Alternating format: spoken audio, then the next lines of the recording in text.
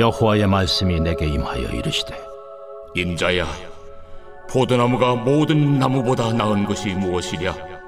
숲속의 여러 나무 가운데 있는 그 포도나무 가지가 나은 것이 무엇이랴? 그 나무를 가지고 무엇을 제조할 수 있겠느냐? 그것으로 무슨 그릇을 걸 못을 만들 수 있겠느냐? 불에 던질 땔감이 될 뿐이라. 불이 그 두 끝을 사르고 그 가운데도 태웠으면 제조에 무슨 소용이 있겠느냐? 그것이 온전할 때에도 아무 제조에 합당하지 아니하였거든 하물며 불에 살라지고 탄 후에 어찌 제조에 합당하겠느냐? 그러므로 주 여호와께서 이같이 말씀하셨느니라. 내가 숲을 가운데 있는 포도나무를 불에 던질 땔감이 되게 한 것 같이 내가 예루살렘 주민도 그같이 할지라.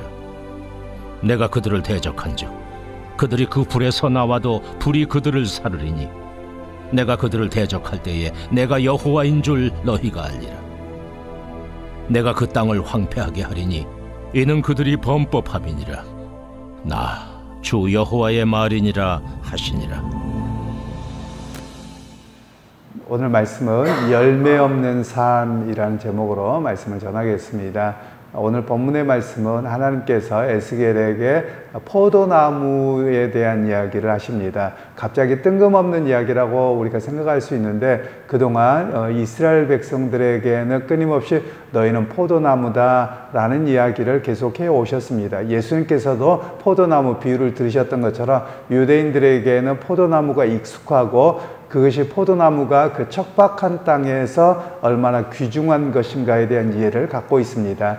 그러면서 예루살렘을 향해서 하나님께서 말씀하시는 것은 너희가 포도나무와 같다라는 겁니다. 너희를 굉장히 귀하게 여겼고 풍성한 열매를 맺는 그런 포도나무로 너희를 삼았다라고 말씀하고 계시는 것이죠. 그런 가운데 하나님께서 말씀하시기를 포도나무가 일반적으로 한번 보자는 것이죠. 포도나무가 열매를 맺으며 그것으로 어떠한 기물을 만들거나 그릇을 만들 만한 그런 종류가 되느냐라는 겁니다. 제가 포도나무를 잘 모릅니다만 오고 가고 하다가 포도나무를 보면 거의 포도나무는 넝쿨처럼 되어서 열매를 맺는 것 같습니다. 그래서 이 포도나무를 가지고 목재로 쓸만하거나 그릇을 깎을 만하거나 이런 것이 전혀 되지 않습니다. 그러니까 포도나무는 열매를 맺지 아니하며 그 나무를 아무데도 쓸데없는 것이다 라고 하나님께서는 말씀하고 계시는 겁니다. 결국 하나님께서는 이 이스라엘 백성들을 통해서 열매를 맺기 원하셨는데 너희가 열매 맺지 못하는, 하나님이 기대하시는 열매를 맺지 못하는 그런 쓸데없는 나무가 되어버렸다. 그래서 그 나무는 어떻게 되느냐, 농부가 마치 그런 쓸데없는 나무들은 걷어다가 땔감으로 떼는 것처럼 내가 너희를 땔감으로 삼겠다, 즉 너희를 심판하시겠다라는 이야기를 말씀하고 계시는 겁니다. 그러면 이 포도나무라고 하는 것은 결국 그 나무 자체가 아름답거나 꽃이 아름답거나 하지 않습니다. 그러니까 관상용으로도 쓸 수 없는 것이고요. 목재로도 쓸 수 없는 것이 포도나무입니다. 오직 포도나무에서 바라는 것은 딱 하나입니다. 열매입니다. 그러니까 이 이스라엘 백성들을 향해서 하나님께서 기대하셨던 것은 너희가 말씀을 따르고 하나님의 백성으로 살아가는 삶에 대한 열매를 맺으라는 것이죠. 즉 여러분, 삶이라고 하는 것이 무척 중요합니다. 왜 그러냐면 삶이라고 하는 것은 믿음대로 살아간다는 것을 증명해내는 겁니다. 그러니까 거꾸로 이야기하면 삶이 전혀 뒷받침이 안 된다. 그러면 그 사람 말만 앞서 있지 믿음으로 살지 않는다는 것을 이야기하는 겁니다. 이스라엘 백성들이 종교 생활은 열심히 했습니다. 그런데 삶에서 하나님을 의지하고 믿음을 따라 살아가는 삶이 없었던 겁니다. 그러니까 하나님 보시기에 너희는 열매가 없다라고 말씀하고 계시는 내용이라는 것입니다. 오늘 이 말씀은 우리에게도 마찬가지입니다. 우리가 믿음과 삶을 많이 이렇게 분리해서 살았던 모습들이 참 많이 있습니다. 그러니까 사회나 교회의 여러 가지 모습에서 그리 아름다운 모습들이 많이 나타나지 않습니다. 우리가 신앙이라고 하면 어디에서만 있냐면 교회당에서 신앙생활하고 교회를 열심히 다닙니다. 그 열심은 세계에서 정말 특심한 것 같습니다. 그런데 사회가 변했느냐? 우리가 교회 다니는 사람들이 한때는 4분의 1이라 그랬습니다. 25%입니다. 그러면 이 사회가 정말 기독교적 가치관에 의해서 정말 든든하게 섰느냐라고 보면 그렇지 못하는 겁니다. 즉 부동산 공화국이고 그리고 비리 공화국이고, 물론 개인적으로 볼 때는 사람들보다 좀 더 착하게 살아야 되지, 그리고 남에게 함부로 대하지 않아야 되지, 이런 정도의 소극적인 모습은 있었습니다. 그런데 과연 우리가 지금 사회 현상들을 진단해 볼 때 과연 기독교라고 하는 것에 또 그리스도인들이 고위직에도 다 지금 현재도 있고 과거에도 있었습니다. 과연 사회가 성경적 가치를 따라서 그런 모습으로 드러냈느냐라고 볼 때 그렇지 못한 모습이 많다라는 겁니다. 즉 자기의 이익과 무엇이 관련되었을 때는 다 그렇게 되어지는데, 그러나 사회적인 약자들과 사회 시스템이 돌보도록 하는 그런 믿음의 모습이 나타나지 않았다라는 이야기를 우리에게 말씀하고 있습니다. 제가 외국어를 많이 알지는 못합니다만 독일의 그 메르켈 전 총리와 비교해서 이야기를 할 수 있습니다. 이 메르켈이라고 하는 총리는 이제 은퇴를 했습니다만 여자 총리였고요. 이분은 가장 기독교적 가치관으로 이렇게 정치를 했던 분으로 알려집니다. 그래서 독일 사람들에게 정말 사랑을 받는 여인입니다. 근데 왜 이 여인이 그러냐면 이 여인은 동독 출신입니다. 그리고 목사의 딸입니다. 그리고 그가 살아가면서 그가 기독교 민주당인가요? 아마 그렇게 들어가서 그가 정치를 하게 되었는데, 가장 그 정적들이 많이 있었는데도 불구하고 그들이 하나같이 쓰는 내용이 뭐냐면 가장 기독교적인 가치관 속에서 그가 정치를 하였다. 그리고 최장수 총리로서 그가 일을 했던 것이죠. 그러면서 그는 난민에 대해서 대하는 것도 사회적인 약자에게 돌봐야 되고, 그리고 자기가 전공한 것이 원자력과 관련된 것을 전공했음에도 불구하고 그것이 얼마나 사회적인 폐악이 큰가, 앞으로 미래를 바라볼 때 그렇다는 것이죠. 그래서 그가 모든 보고서를 보고 자기가 박사학위까지 받은 것을 포기합니다. 그리고 탈원전 계획을 세웁니다. 그런 모습들을 보며 기독교적 가치관을 따라서 어떻게 행해야 될지를 보여주는 그런 사회적 지도자였다라는 평가가 일반 세계사 속에서 평가가 됩니다. 우리나라를 보자면 우리나라의 대통령들 중에서도 그리스도인들이 많이 되었습니다. 그런데 그들의 모습은 기독교적 가치관 속에서 되었다라고 보기보다는 온갖 비리를 저질러서 본인과 자식들이 감옥에 갔다. 이게 우리의 결론이 돼버렸거든요. 물론 그게 정치적인 수사였는지 아니었는지는 잘 모르겠습니다. 그건 첫째 두고라도 모두가 바라볼 때 과연 그리스도인으로서 그런 삶의 모습과 자기에게 주어진 역할을 감당했는가라고 볼 때 그렇지 못한 측면이 있다라는 겁니다. 그러니까 하나님의 기준이 그렇습니다. 우리는 신앙생활을 개인의 영역으로만 자꾸 축소하려고 합니다. 그러나 하나님께서 오늘 예루살렘에 대한 멸망에 대한 내용을 보면 그것이 개인의 문제일 뿐만 아니라 사회와 국가를 어떻게 믿음으로 실현해 나가는가, 이것이 부족해서 하나님은 열매 없다라고 말씀하셨다는 겁니다. 그러니까 오늘 우리에게도 마찬가지입니다. 그냥 내가 신앙생활 개인적으로 잘한다, 이 정도에서 멈추는 것이 아니라 내가 살아가는 삶의 환경들, 가정이 되었던 직장이 되었던 사업이 되었던 심지어 운전을 한더라도 그 모든 측면에서 믿음이 나타나야만 합니다. 그래서 믿음이라고 하는 것은 삶으로 증명되어지는 겁니다. 우리가 거꾸로 이야기하면 이렇게 말씀할 수 있겠죠. 어떤 사람의 삶이 엉망인데 믿음이 있다? 아니면 믿음이 없는 겁니다. 증명되지 않는 믿음은 믿음이 아닙니다. 그런데 물론 가짜로 위선자로 교회 생활을 열심히 할 수는 있을 겁니다. 그리고 어찌 보면 너가 믿은 대로 모든 게 증명이 되느냐, 100%는 증명이 안 됩니다. 왜 그러냐면 우리가 여전히 죄악에 우리 안에서 두 가지의 모습이, 그리스도를 따르고자 하는 모습과 세상을 따르고자 하는 모습, 두 가지가 충돌하기 때문에 100% 증명하기는 어렵습니다.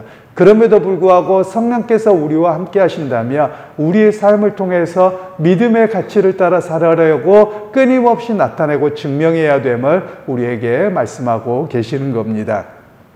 그리고서 이제 하나님께서 7절 말씀에는 이렇게 말씀을 하고 계시는데요. 내가 그들을 대적한즉 그들이 그 불에서 나와도 불이 그들을 사르리니 내가 그들을 대적할 때에 내가 여호와인 줄 너희가 알리라. 즉 하나님께서 이 유다 백성들, 예루살렘 백성들을 땔감으로 즉 바벨론에게 포로 끌려가고 멸망당하게 하는 것을 지금 불에 던져 넣는다라는 표현으로 하십니다. 그런데 그 일을 통해서 내가 여호와인 줄 알리라 라고 합니다. 이건 두 가지의 측면을 이야기를 합니다. 하나는 이것을 통해서 심판을 누가 하시느냐, 하나님이 심판하신다라는 그 심판하시는 하나님에 대한 것을 알게 될 것이라고 말씀을 하고 있고요. 그리고 여기에 보면 내가 여호와인 줄 알리라. 성경에서 여호와라는 이름을 많이 쓰고 있는데요, 하나님께서 당신의 이름을 쓸 때 이 여호와라는 말의 강조점은 언약의 하나님이라는 겁니다. 즉 내가 너희와 언약을 맺어서 너희는 내 백성이 되고 나는 너희 하나님이 되리라 라고 하는 언약이죠. 그러면 이 언약의 충실함이 뭐냐? 믿음이라고 하는 겁니다. 즉 세상의 수많은 염려와 걱정과 세상의 변화가 있지만 그럼에도 불구하고 우리가 하나님의 백성입니다 라는 고백은 하나님의 인도하심을 의지하고 살아갑니다 라는 그 믿음의 고백이거든요. 바로 이 일을 통해서 징계와 심판이 결국은 이 언약에 따라서 이루어졌다라고 말씀을 하고 있는 내용들입니다. 그러면서 성경에서는 징계와 심판이 버림이 아니라 하나님을 만나고 회개하는 시간이라는 겁니다. 그러나 모두에게는 아니죠. 깨달은 사람들만입니다. 그러니까 하나님께서는 이 징계와 심판을 통해서 영원히 그들을 영벌 주시겠다 이것이 아니라 오히려 이 하나님께서 이 포도나무 가지를 다 꺾어서 땔감으로 하는 것처럼 너희를 그 자리에서 예루살렘에서 유다 땅에서 꺾어버리시는 거예요. 그래서 꺾어버려서 땔감에 넣으셨다. 즉 그들을 포로 끌려가게 하셨지만 오히려 그들에게는 이것이 무엇이냐, 하나님 앞에 회개하는 시간이요, 하나님을 진정으로 만나고 믿음으로 다시금 살아가야 되는 그런 믿음으로 증명하게 하는 그런 신앙의 결단의 시간입니다 라는 이야기를 말씀하고 계시는 겁니다. 여러분 오늘 우리의 삶도 마찬가지입니다. 세상이 우리 교회를 향해서, 기독교를 향해서 비난의 수위가 굉장히 큽니다. 오히려 그런 모습을 보면서 저 사람들 잘못되었다라기보다도 오히려 우리가 봐야 될 것은 어떤 목소리냐, 하나님께서 우리로 하여금 지금 어떻게 보고 계시는가라는 관점을 볼 필요가 있습니다.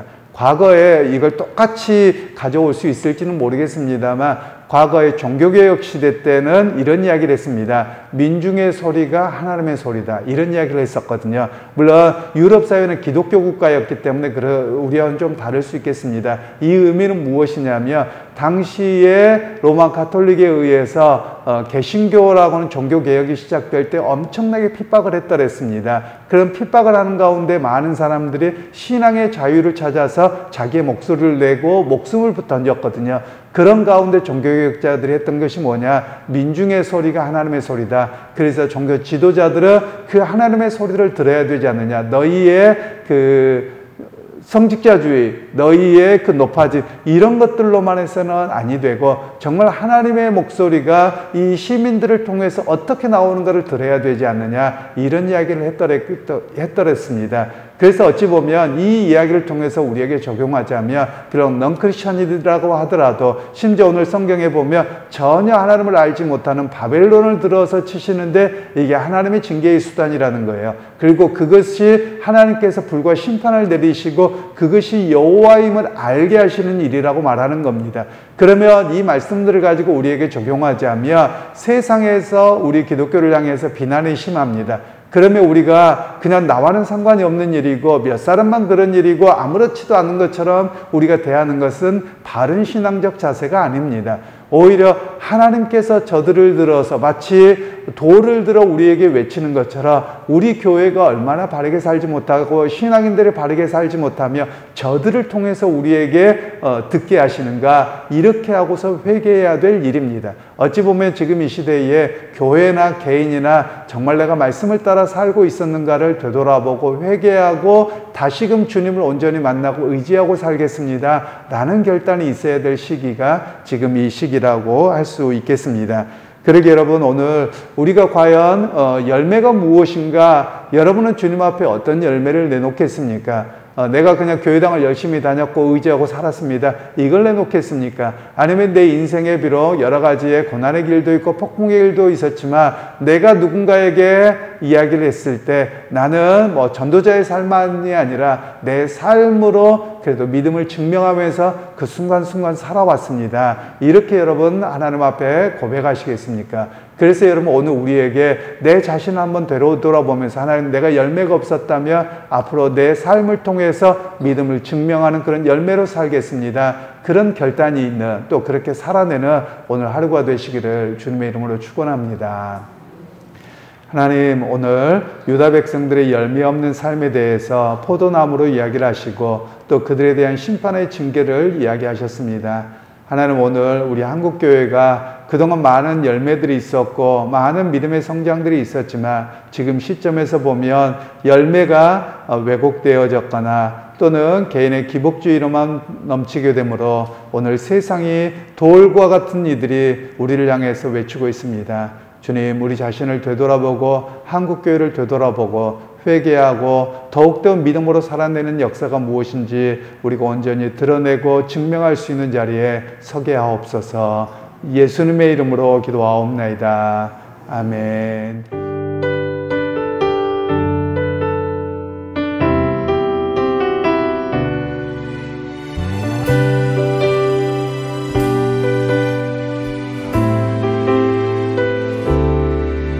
내 손에 들려있는 지팡이 사용하셔서 주님만이 주 되심을 나타내소서. 맡겨주신 사명을 감당할 힘을 주시고 주 이름만 높이게 하소서. 완악한 세상에서 믿음을 지키는 자로 선하신 주 의지하여